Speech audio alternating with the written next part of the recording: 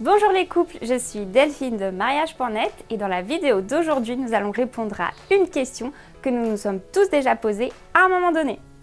Quelle est la différence entre le mariage et le PACS? Restez avec nous, nous allons éclaircir tous vos doutes sur la question. Mais avant de commencer, abonnez-vous à notre chaîne si ce n'est pas déjà fait. Mariage ou PACS? Voici une question qui nous traverse l'esprit au moment de faire un pas de plus dans notre relation ou qui simplement suscite notre curiosité. Tout d'abord, précisons que nous parlerons exclusivement d'aspects légaux, c'est-à-dire que du point de vue sentimental, il n'existe pas une option qui ait plus de valeur que l'autre. Chaque couple peut choisir le type d'union qui lui convient le mieux pour formaliser sa relation.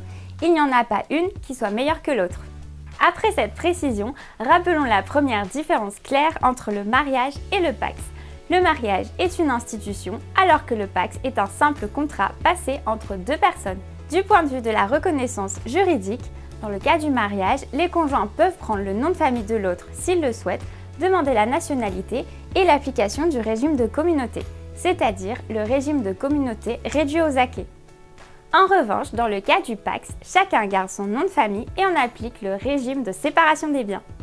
Dans les deux cas, pour formaliser l'union, il faut présenter un dossier auprès de la mairie où se célébrera le mariage ou auprès d'un notaire pour le PACS. Abordons maintenant une grande différence entre le PACS et le mariage. Au niveau économique, les couples qui se marient ont le choix entre 4 régimes possibles, comme la séparation pure et dure des biens ou la création d'une communauté de biens réduite aux acquis. Pour ce qui est du PACS, il n'existe que 2 régimes possibles, celui de la séparation des biens et celui de l'indivision. En bref, le mariage offre plus de possibilités de régime que le PACS. Au fait, détail important, le couple devra faire une déclaration de revenus conjointe dans les 2 cas, sauf pour la première année s'ils en décident autrement. Il existe également des différences entre le PACS et le mariage lors de leur dissolution.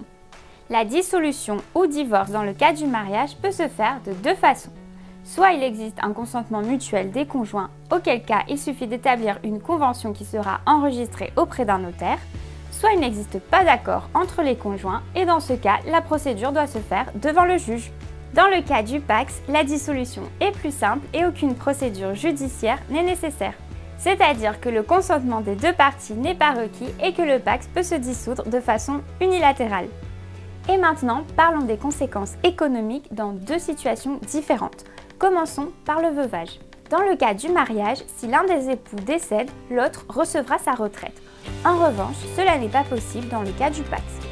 En ce qui concerne l'héritage, l'époux est l'héritier légal direct, alors que pour un couple pacsé, cet héritage doit être précisé dans un testament. Comme vous pouvez le constater, il y a certaines différences entre le mariage et le PACS au niveau administratif et légal. Mais ce qui ne change en aucun cas, c'est votre envie de vivre ensemble.